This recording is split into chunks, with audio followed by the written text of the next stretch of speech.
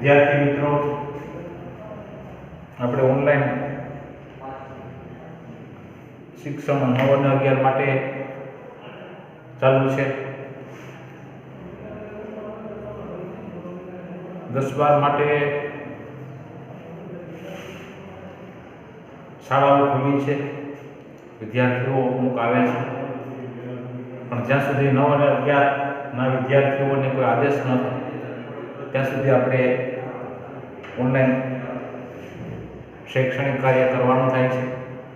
છેલ્લે આપણે પાઠ 6માં જોતા હતા કે કુટુંબના કાર્યો જોયા અને છેલ્લો મુદ્દો છે કુટુંબ સંસ્થા.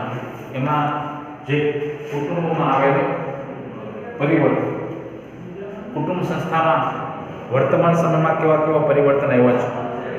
કારણ કે આધુનિક સમય છે તે ઔદ્યોગિકરણ, શહેરીકરણ, શિક્ષણ અને સંચાર સાધનો ને વિવિધ પરિબળોના પરિણામે કુટુંબ સંસ્થામાં પણ આજે પરિવર્તન જોવા મળે છે.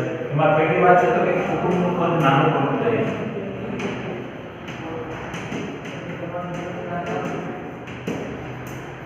કુટુંબનું કદ નાનું પડતું જાય છે. આ પહેલી વાત. પેલા સંયુક્ત કુટુંબ હતા, આજે વિભક્ત કુટુંબ છે તે જોવા મળે છે અને 2-3 પેઢીના સભ્યો સાથે રહેતા, એના બદલે માત્ર આજે પતિ પત્ની અને અપરિણિત સંતાન 2-5 માણસના કુટુંબ સુધી સીમિત થઈ ગયા છે. પછી જવાબદારીનું ક્ષેત્ર ઘટતું જાય છે. બીજું પરિવર્તન એ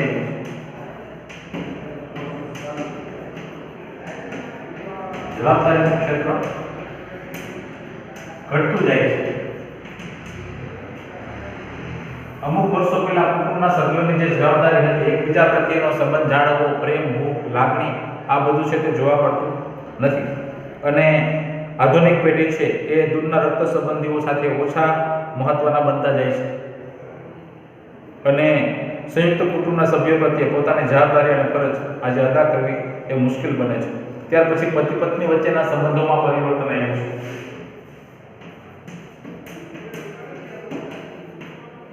પતિ પત્નીના સંબંધોમાં પરિવર્તન.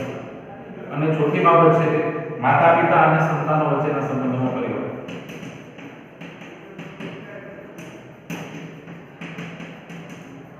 સંતાનો વચ્ચેના સંબંધમાં પરિવર્તન. તો પરંપરાગત ભારતીય કુટુંબમાં જે પતિ પત્ની હતા તેના સંબંધો સત્તા અને તાબેદારીના પાયા પર રચાયેલા હતા. સ્ત્રીઓ છે તેના ઉપર જોગની થોડી ચલાવવામાં આવતી, પરંતુ વર્તમાન સમયમાં આજે આપણે જોઈએ છીએ કે એમાં નોંધપાત્ર પરિવર્તન આવ્યું છે અને આજે પતિ પત્ની છે તે બંનેનો હોદ્દો અને દરજ્જો સામાજિક દ્રષ્ટિએ સમાન જોવા મળે છે. પહેલાં શું હતું કે પતિ છે તે પત્ની ઉપર આદેશ કરી શકે, બરાબર, અને ક્યારેક ક્યારેક એના ઉપર બળજબરી પણ થઈ જતી, પણ હવે એવું બનતું નથી અને સમાનતાના સંબંધો જોવા મળે છે. એવી રીતે માતા પિતા અને સંતાનો વચ્ચેના જે સંબંધો હતા તે પણ આજે એમાં ઘણું બધું પરિવર્તન આવ્યું છે. અમુક સમય પહેલા માતા પિતાની મર્યાદા રાખતા સંતાનો, પિતા ઘરમાં આવે તો સંતાનો આડા આવડા ક્યાંક છુપાઈ મોઢું પણ બતાવે ને એની સામે બોલે પણ નહીં, આવું બધી પરિસ્થિતિ હતી. એટલે માતા પિતાને સંતાનો વચ્ચેના સંબંધો છે એ સામાન્ય ઢબ, સત્તા અને તાબેદારીના મૂલ્યો પર રચાયેલા હતા. પિતાનું પોતાના સંતાનો પર વર્ચસ્વ હતું, પ્રભુત્વ હતું, બરાબર, અને પિતાનો નિર્ણય અંતિમ ગણાતો. પણ હવે પિતાની સત્તા છે તે નબળી પડતી જાય છે અને સંતાનો છે તે પિતાના નિર્ણયની સામે પોતાનો અભિપ્રાય એ વ્યક્ત કરે છે અને સંતાનો છે તે પિતાને આધીન રહે તેવી અપેક્ષા હવે રખાતી નથી. અને સંતાનો પ્રત્યે માતા પિતાનું વલણ પણ હવે બદલાઈ રહ્યું છે. કારણ કે આજે આધુનિક યુગમાં સંતાનો છે એ માતા પિતાની સાથે જે વ્યવહાર વર્તન કરે છે, ક્યાંક ક્યાંક એની આજ્ઞાનું અનાદર પણ કરતા થઈ જાય છે. એટલે વડીલોની જે સત્તા હતી, માતા પિતાની જે સત્તા, પ્રભુત્વ હતું સંતાનો ઉપર, એ ધીમે ધીમે કરતાં ઘટતું જાય છે. તો આ પાઠમાં આપણે જે મૂળભૂત સામાજિક સંસ્થાઓ છે એમાં કુટુંબ સંસ્થાની વાત આપણે કરી, કુટુંબની વ્યાખ્યા, કુટુંબના લક્ષણો, કુટુંબના પ્રકારો, કુટુંબના કાર્યો અને કુટુંબમાં આવેલ પરિવર્તન, આટલા મુદ્દાઓની ચર્ચા આપણે વિગતવાર કરી. લાંબો મુદ્દો હતો. ત્યાર પછી બીજી સંસ્થા આવશે સામાજિક સંસ્થા એ છે લગ્ન સંસ્થા. કયા આવશે? લગ્ન સંસ્થાને આપણે ચર્ચા કરીશું, કારણ કે જેટલી કુટુંબ સંસ્થા અગત્યની છે એટલી જ લગ્ન સંસ્થા છે તેનો અગત્યની છે સમાજની વ્યવસ્થામાં. તો લગ્ન સંસ્થા છે એ શું છે? એમાં આપણે જોયું તો વિદ્યાર્થી મિત્રો અગાઉના મુદ્દામાં આપણે કુટુંબ ચર્ચા કરી. લગ્ન છે તે કુટુંબનું પ્રથમ પગથિયું છે. લગ્ન પછી કુટુંબ. પુરુષ અને સ્ત્રી લગ્ન કરે છે પછી તે કુટુંબનું નિર્માણ થાય છે અને કુટુંબ વ્યવસ્થા ઉદ્ભવે છે. બરાબર? એટલે સૌપ્રથમ તો આપણે લગ્નનો અર્થ છે તે જોશું.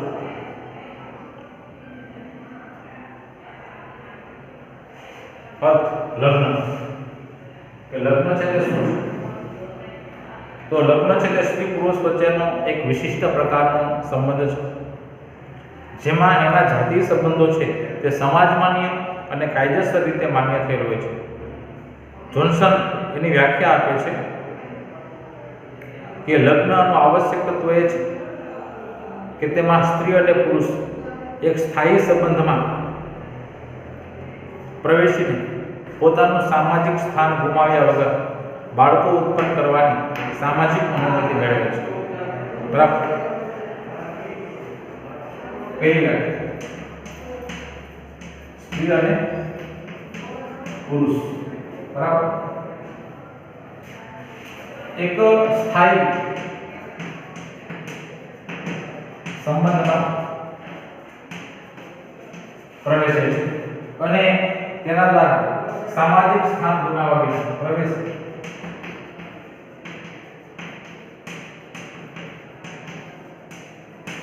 ગુમાવ્યા વિના બાળકો ઉત્પન્ન કરવાની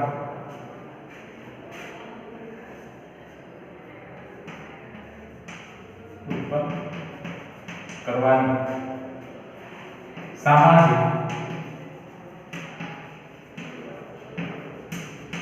અનુમતિ મેળવે છે. જોન્સનની વ્યાખ્યા. બીજી વ્યાખ્યા છે એ વેસ્ટર માર્ગે આપેલ છે કે લગ્ન એક કે વધારે પુરુષોનું લગ્ન એક કે વધારે પુરુષોનો એક કે વધારે સ્ત્રીઓ સાથે નો સંબંધ છે. એક કે વધારે સ્ત્રીઓ સાથેનો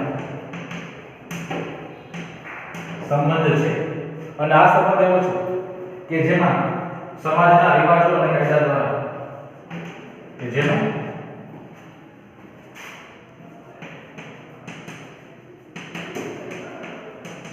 સમાજના રિવાજો અને રાજ્યના કાયદાઓ દ્વારા છે એનો સ્વીકાર થયો હોય છે.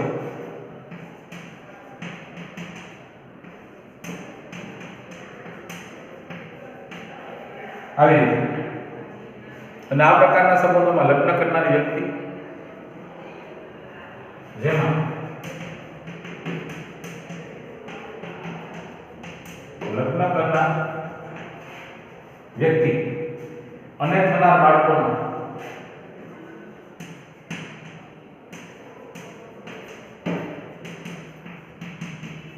પારસ્પરિક હક્કો અને ફરજોનો સમાવેશ થાય છે.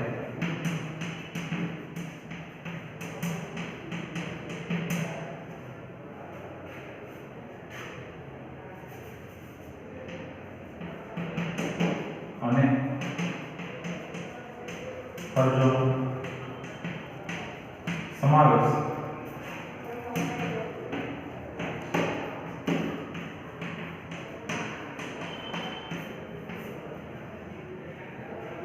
બે વ્યાખ્યાઓ વિદ્યાર્થી મિત્રો આપેલી છે. એમાં આપણે થોડી ચર્ચા કરીશું કે લગ્ન છે તે સ્ત્રી અને પુરુષ વચ્ચેનો સ્થાયી સંબંધમાં પ્રવેશ. સ્થાયી સંબંધ એટલે કે કાયમી સંબંધ.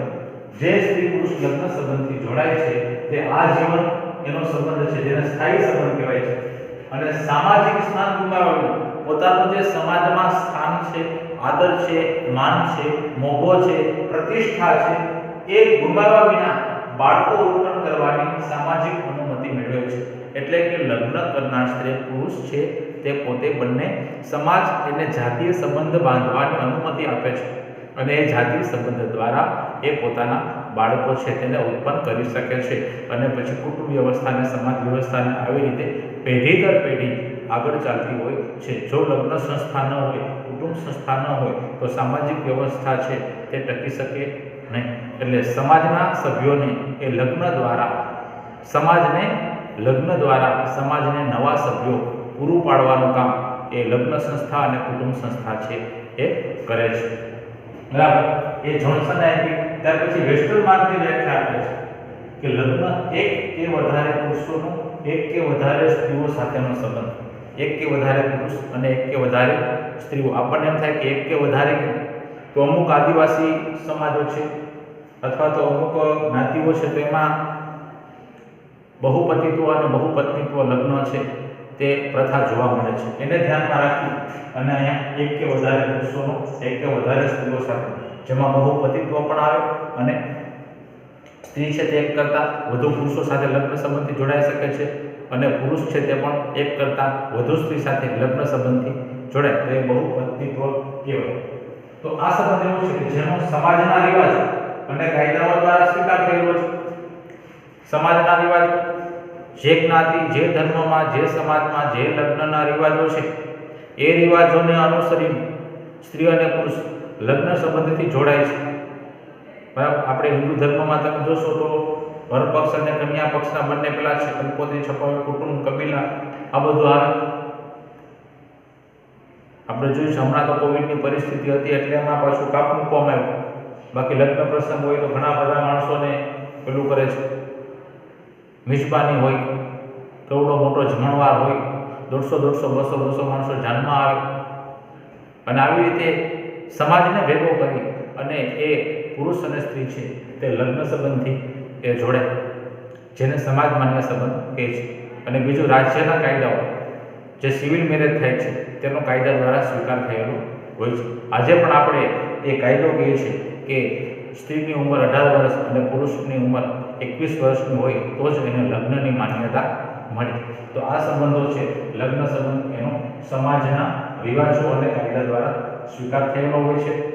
ત્યાર પછી આગળ લગ્ન કરનાર વ્યક્તિ, જે સ્ત્રી પુરુષ લગ્ન કરે છે અને તેના દ્વારા એના જાતીય સંબંધો દ્વારા જે બાળકો છે તે ઉત્પન્ન થાય છે તેના પરસ્પર હકો અને ફરજોનો સમાવેશ થાય છે. સ્ત્રી અને પુરુષ લગ્ન સંબંધથી જોડાય, તેની વચ્ચે જાતીય સંબંધ બંધાય અને એના દ્વારા જે એના સંતાનો ઉત્પન્ન થાય છે આ સંતાનો અને એક સ્ત્રી પુરુષ એ બંને વચ્ચેના એકબીજાના હક અને ફરજ એ નો સમાવેશ થાય છે. દાખલા તરીકે આપણા માતા પિતાએ આપણે જન્માય જાતીય સંબંધ દ્વારા આપણા માતા પિતાના લગ્ન થયા, પછી એને જાતીય સંબંધની અનુમતિ મળી અને એ જાતીય સંબંધ દ્વારા આપણે જન્માય તો હવે માતા પિતાની ફરજ શું? આપણને જન્મ આપીને આપણને મોટા કરવા, ભણાવવા, ગણાવવા આ બધું.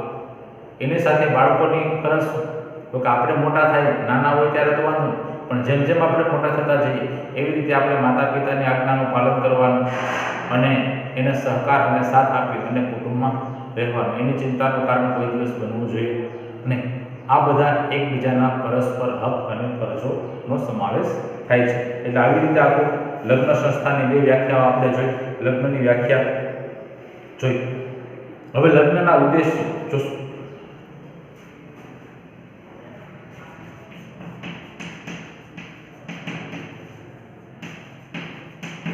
ઉદ્દેશ્ય હેતુ, શા માટે લગ્ન સંસ્થા, શા માટે, એનો હેતુ શું? તો એના કેટલાક હેતુઓ છે. તો કે ધર્મ, પ્રજા, રતિ. જો ધર્મ, પેલું ધર્મ એટલે શું? તો કે ધાર્મિક ફરજોનું પાલન. પછી પ્રજા, પ્રજા માટે શું? તો કે સંતતિ પ્રાપ્તિ,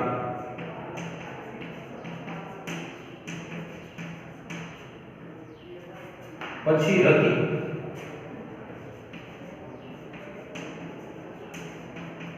એટલે જાતીય સંતોષ,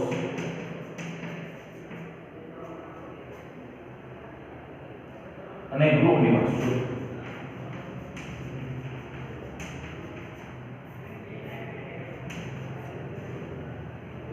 આ ચાર છે તે લગ્નના મુખ્ય હેતુઓ છે. બરાબર. સમાજની વિવિધ જરૂરિયાત સંતોષવા માટે આ રીતો અને કાયદાઓનું પાલન કરવામાં આવે છે. પહેલું તો શું? તો કે ધર્મ. દરેક વ્યક્તિનું લગ્ન કરવા એ ધર્મ છે. જો આવી રીતે ધર્મથી વાત સમજાવવામાં ના આવે તો સમાજ વ્યવસ્થા ટકી શકે નહીં, સમાજને નવા સભ્યો મળે નહીં. એટલે એ લગ્ન છે તે પેલું એક તો ધાર્મિક પાસું છે કે તેમાં ધાર્મિક ફરજોનું પાલન. આપણે પ્રાચીન કાળમાં પણ તમે જોશો તો આશ્રમ વ્યવસ્થા હતી, બાલ્યાવસ્થા, બરાબર, જેને આપણે કહેતા બ્રહ્મચર્યનું પાલન કરવાનું. ત્યાર પછી ગૃહસ્થાશ્રમ, હવે બ્રહ્મચર્યાશ્રમ પછી ગૃહસ્થાશ્રમ. ગૃહસ્થાશ્રમમાં પ્રવેશ કરે વ્યક્તિ 25 થી 50 વર્ષનો ગાળો, તો એમાં એનો ધર્મ શું? તો કે ત્યાર પછી એને લગ્ન કરી અને પોતાને સંતાન પ્રાપ્તિ કરવાની 25 થી 50 વર્ષના ગાળા, અને કુટુંબની રચના એ કરવાની, એની ફરજોનું પાલન કરવાનું. આ એક ધાર્મિક ફરજ છે. ત્યાર પછી પ્રજા એટલે કે સંતતિ પ્રાપ્તિ, સંતાનો પ્રાપ્ત કરવા, સંતાનોને જન્મ આપવો, પોતાના વારસદારો પ્રાપ્ત કરવા. બરાબર. આવી આજે પણ તમે જોશો તો દરેક ધર્મ અને સમાજમાં વારસદારનું મહત્વ છે અને દીકરાને વારસદાર તરીકે ગણવામાં આવે છે. તો એ સંતાન પ્રાપ્તિનું પણ મહત્વ છે. ત્યાર પછી જાતીય સંતોષ, કારણ કે જાતીય વૃત્તિનો સંતોષ છે તે લગ્ન દ્વારા શક્ય બને છે. જે સ્ત્રી પુરુષ લગ્ન સંબંધથી જોડાય છે તેની વચ્ચેનો જાતીય સંબંધ છે એ સમાજ માન્ય છે. એટલે કે સમાજ લગ્ન દ્વારા આ સ્ત્રી પુરુષને જાતીય સંબંધ બાંધવાની છૂટ આપે છે. આ સંબંધ કેવો છે? સમાજ માન્ય. બરાબર. એટલે જાતીય વૃત્તિ જે છે માણસની, એનો સંતોષ માટે પણ લગ્ન જરૂરી છે. બરાબર. એટલે જાતીય સંતોષ પણ થાય અને સાથે સાથે સંતાન પ્રાપ્તિનો ઉદ્દેશ્ય પણ સિદ્ધ થાય, ધાર્મિક ફરજોનું પાલન પણ થાય, અને ગૃહ નિવાસ, કારણ કે જે લગ્ન થાય છે તે એક ચોક્કસ એક ગૃહ એટલે કે ઘર, મકાન અને કુટુંબ પરિવારની આખી રચના થતી હોય છે, અને આખું કુટુંબ છે તે એમાં લગ્ન પછી સાથે રહેતું હોય, જેને આપણે ગૃહ નિવાસ કહીએ છીએ. એટલે તમને પૂછાય કે ભાઈ લગ્નના ઉદ્દેશો કેટલા અને ક્યાં કે? તો કે લગ્નના ઉદ્દેશો 4. એક ધર્મ એટલે કે ધાર્મિક ફરજોનું પાલન, બીજું પ્રજા એટલે સંતતિ પ્રાપ્તિ, ત્રીજું રતિ એટલે જાતીય સંતોષ, અને ચોથું ગૃહ નિવાસ. આ 4 હેતુઓ છે તે લગ્ન સંસ્થાના છે. બરાબર. આવી રીતે છે. ત્યાર પછી લગ્નના પ્રકારો છે, એનો પણ આખો ચાર્ટ પાઠ્યપુસ્તકમાં આપવામાં આવેલો છે. એમાં પણ તમે જોશો તો સાથીની સંખ્યાના આધારે, પતિ કે પત્નીની સંખ્યાના આધારે લગ્નના મુખ્ય 2 પ્રકારો છે, જે નીચે ચાર્ટ આપેલો છે પાના નંબર 46 ઉપર. એમાં લગ્નના મુખ્ય 2 પ્રકાર, એક સાથી લગ્ન અને બહુસાથી લગ્ન. એક સાથીમાં એક પુરુષ અને એક સ્ત્રી છે, જ્યારે બહુસાથીમાં બહુપત્નીત્વ અને બહુપતિત્વ, એટલે કે એક પુરુષને એક કરતાં વધારે પત્ની હોય તો એ બહુપત્નીત્વ છે, અને બહુપતિત્વ એટલે કે એક સ્ત્રી એક કરતાં વધારે પુરુષો સાથે લગ્ન કરે તો તેને બહુપતિત્વ લગ્ન છે તે કહે છે. હવે બહુપત્નીત્વમાં શું છે? તો કે ભગીની લગ્ન અને અભગીની. કોઈ પણ પુરુષ કોઈ પણ 2 સગી બહેનો સાથે લગ્ન કરે છે તો એ ભગીની એટલે બહેન. તો ભગીની લગ્ન કે કોઈ પણ પુરુષ એક સ્ત્રી સાથે લગ્ન કર્યા પછી બીજી સ્ત્રી સાથે, જે સ્ત્રી સાથે લગ્ન કરે એ બંને સ્ત્રીઓ સગી બહેનો હોય તો એને ભગીની બહુપત્નીત્વ કહેવાય. અને જો સગી બહેનો નથી, બીજી સ્ત્રી છે તે સગી બહેનો નથી, તો એને અભગીની લગ્ન કહે છે. એવી રીતે બહુપતિત્વમાં શું છે? તો કે ભ્રાતૃક બહુપતિત્વ અને અભ્રાતૃકીય બહુપતિત્વ. તો ભ્રાતૃકીય બહુપતિત્વમાં શું છે? તો કે જે સ્ત્રીના લગ્ન એક પુરુષ સાથે થયા છે અને પછી એ બીજા પુરુષ સાથે લગ્ન કરવા જાય છે તો એ બીજો પુરુષ તેના પતિનો ભાઈ છે, પેલા પતિનો, તો એ ભ્રાતૃક એટલે ભાઈ. તો એ બીજો પુરુષ એના પતિનો ભાઈ છે એની જોડે લગ્ન કરે તો એને ભ્રાતૃક બહુપતિત્વ કહેવાય. અને જે સ્ત્રી છે તે પોતાના એક પતિ સિવાય બીજા પુરુષ સાથે લગ્ન કરે અને એનો પતિ અને બીજો પુરુષ એ સગા ભાઈઓ નથી તો એને અભ્રાતૃકીય લગ્ન કહે છે, જેની માહિતી છે તે આપવામાં આવેલી છે. એટલે એક સાથી લગ્ન અને બહુસાથી લગ્ન. એક સાથી લગ્નમાં કોઈ પ્રશ્ન છે નહીં, પણ બહુસાથી લગ્નમાં આપણે જોઈએ છે કાં તો બહુપતિત્વ અને કાં તો બહુપત્નીત્વ. અમુક કેટલીક આદિવાસી જાતિઓમાં આવી પ્રથા છે તે જોવા મળતી હોય છે. બરાબર. એટલે આ એક ચેપ્ટર હતું, એમાં જે લગ્નના પ્રકારો આપણે જોયા, એકદમ સરળ છે, પાઠ્યપુસ્તકમાં પણ આપેલું છે. ત્યાર પછી લગ્ન પસંદગીના ક્ષેત્રો. આ થઈ લગ્નની વાત, લગ્નની વ્યાખ્યા, લગ્નના હેતુઓ અને લગ્નના પ્રકાર.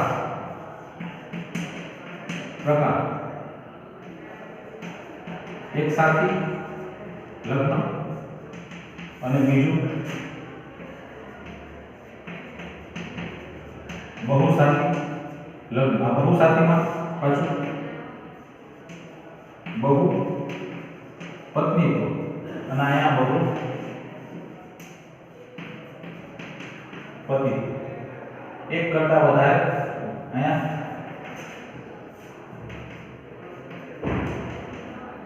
ભ્રાતૃ બહુપતિ અને અહીંયા અભ્રાતૃ બહુપતિ. અહીંયા